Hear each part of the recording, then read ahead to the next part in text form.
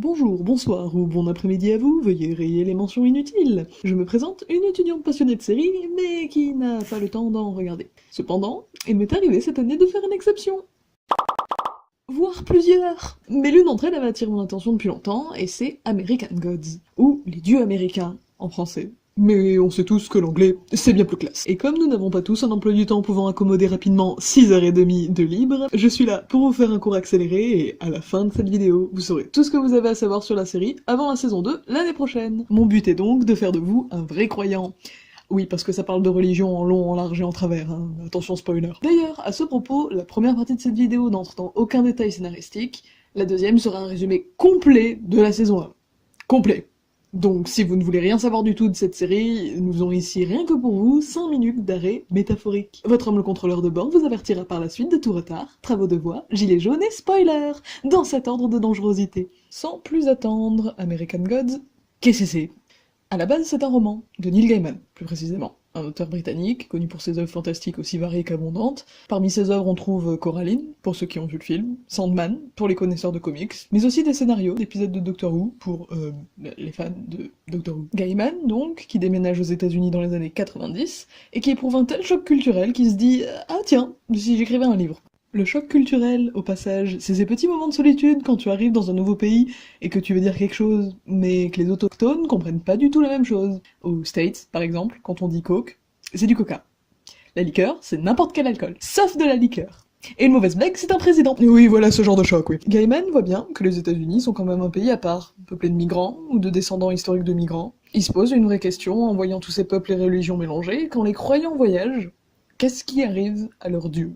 C'est cette question qui forme la base de l'univers d'American Gods. Dans ce livre, les dieux, qui sont des êtres de pouvoir, sont réels à partir du moment où l'on croit en eux. Ils sont créés grâce à la foi des humains, et non d'Américains que le nom, puisque l'auteur met en scène une tripotée de dieux qui ont pour point commun d'avoir émigré avec leurs fidèles vers le Nouveau Monde. On obtient donc un monde où les mythologies se croisent, mais aussi les époques et événements historiques, puisqu'il s'agit d'un récit sur l'humanité. Dans cet univers-ci, les peuples passent avant leurs dieux. C'est donc une fiction de fantaisie moderne, à échelle humaine, et qui abordait déjà pas mal de sujets de société à sa sortie en 2001. L'intérêt reste, puisqu'il en sera fait une série presque 20 ans plus tard. Parlons-en d'ailleurs.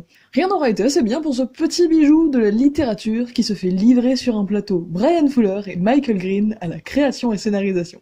Fuller est connu pour ses séries très populaires à l'esthétique glauque telles que Hannibal ou Pushing Daisies. Green, lui, s'est fait connaître avec le très bon Blade Runner 49 ou l'excellent Logan. Avec Neil Gaiman lui-même à la production, tout était parti pour que la série soit aux petits oignons. Les puristes ont donc été très ravis. Et rassurés, puisque l'auteur lui-même allait chapeauter tout ça. Non, parce que les mauvaises adaptations, il y en a à l'appel, et ça aurait été bien dommage d'en rajouter. La série se fera en 8 épisodes, d'environ 50 minutes pour la saison 1. Elle est diffusée sur Stars, aux US, puis Amazon Prime, partout ailleurs. Bon oui, ça fait un peu instant marketing, mais c'est pas trop tard pour préciser que cette vidéo n'est pas sponsorisée. La plupart des épisodes, donc, s'ouvrent sur un prologue qui se déroule à une autre époque de l'histoire, pour montrer l'arrivée de certains dieux en Amérique, et continue après avec la trame principale. Non sans un générique d'ouverture qui met d'ailleurs l'eau à la bouche de tous les amateurs de symbolisme religieux et d'imagerie américaine. C'est bien simple, ce générique de 2 minutes est tellement bourré de détails qu'on pourrait faire une vidéo analyse rien que sur lui. Mais bon, le générique, on est surtout là pour le passer dès le second épisode pour aller plus vite. Alors entrons enfin dans le vif du sujet. Amis allergiques aux spoilers, c'est ici que nous nous quittons. Ne prenez pas de risques, mon assurance ne vous couvrira pas en cas de réaction mortelle. Si, j'insiste. J'insiste vraiment, d'ailleurs, car même si tout est résumé, l'intrigue est tellement complexe et bizarre, et alambiquée, que je peux que conseiller de la voir par vous-même, franchement. C'est une série à part, tellement à part qu'on peut pas vraiment la catégoriser, mais on y trouve un peu de tout, pour tout le monde, que ce soit au niveau des personnages ou de l'intrigue, et ça vaut vraiment le coup d'y jeter un œil soi-même. Mais bon, que vous le fassiez ou pas, mon boulot c'est de vous raconter tout ça rapidement et de manière cohérente, donc j'espère que les retardataires ont quitté le navire, parce que c'est parti! L'histoire tourne autour d'Ombre Moon, un petit voleur qui a l'ambition de braquer un casino, chose qui n'arrive pas, puisqu'il s'en fait décourager par une des employées, Laura. Laura est dépressive, et cherche juste à rendre sa vie moins nulle, mais Ombre tombe quand même amoureux d'elle, et les deux finiront même par se marier. La routine s'installe, et ça ne va pas du tout à Laura, qui recommence à se dire que sa vie elle est nulle, donc maintenant qu'elle a un ex-voleur comme mari, c'est elle qui se dit que finalement, braquer un casino, c'est pas si mal. Ombre lui dit « Oui m'amour », et bien entendu, ça tourne mal. Il se retrouve à passer 3 ans en prison, fait profil bas, mais arrive même à se faire libérer plus tôt. Parce que c'est un prisonnier modèle? Non, parce que sa femme est morte. Et elle le trompait avec son meilleur ami, qui est mort aussi. Et son avion est annulé! Non mais franchement, des fois il y a des journées, vaut mieux rester au lit. En prenant un autre avion, Ombre rencontre un type qui se fait appeler voyageur. Il parle beaucoup, il est pas sympathique et il cache clairement son identité, mais il offre un boulot certes obscur mais qui paye bien. Donc Ombre accepte. Parce que mine de rien, il est quand même au bout du rouleau. Avant d'aller à l'enterrement de sa femme, Ombre s'arrête dans un bar où il rencontre Sweeney, un type de 2,50 m qui dit être un leprechaun. Pour référence, un leprechaun, c'est ça.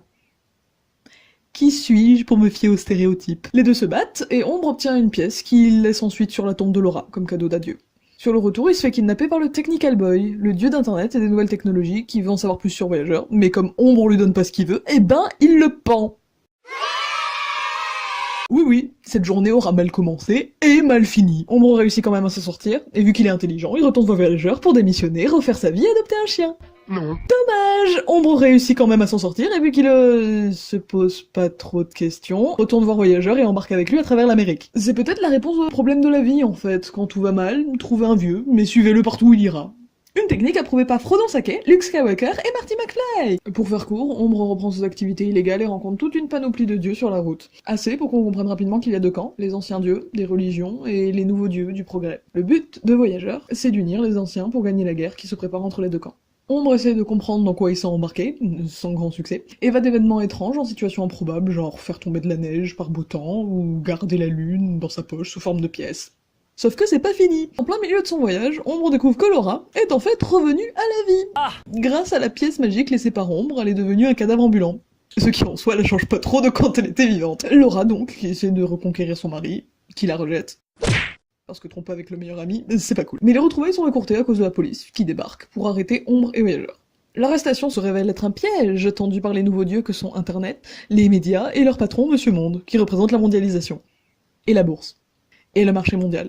Et la surveillance de masse. Bon, c'est pas clair ce qu'il est vraiment, mais il a le visage aussi avenant qu'un découvert bancaire, donc on va dire que c'est un méchant. Il demande au Technical Boy de s'excuser, parce que pendant quelqu'un, c'est pas gentil. Mais tout ça n'est qu'un prétexte pour proposer à Voyageur de les rejoindre afin d'éviter la guerre. Voyageur refuse, s'échappe avec Ombre et va se réfugier chez son ami Vulcain, ancien dieu de la forge, devenu vendeur d'armes à feu. Vulcain se trouve être aussi sympathique qu'une balle dans la cuisse, et en plus est du côté des nouveaux dieux, mais il décide quand même de forger une épée à Voyageur.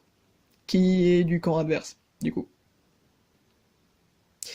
Sans grande surprise, Voyageur prend l'épée, le tue. Bah oui, quand tu donnes une lame bien coupante à quelqu'un qui te veut du mal, il va pas te faire des tartines avec. Voyageur fait porter le chapeau du meurtre au nouveau dieu, et continue sa route avec Ombre. Tout ce petit monde va se réunir le jour de Pâques, lors d'une fête organisée par la déesse du printemps à Ostara, mais les nouveaux dieux essayent de l'arrêter, et Voyageur doit utiliser ses pouvoirs de dieu pour les contrer. Il révèle alors à Ombre sa véritable identité, il est Odin, roi des dieux vikings, aussi connu sous le nom de...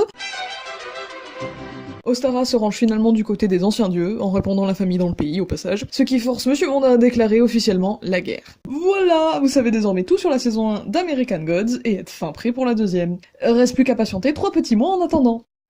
Heureusement qu'il y a d'autres séries pour combler le vide. Ou je pourrais aussi regarder cette série-là en boucle jusqu'à ce que du nouveau contenu apparaisse, c'est une option en effet. Si vous voulez en savoir plus sur Neil Gaiman et ses œuvres, je mets dans la description le lien du blog tenu par une amie étudiante et moi-même. Pour une analyse du roman American Gods, le lien est également disponible si vous êtes intéressé. Sinon, je vous remercie de votre visionnage. Bonne journée à vous!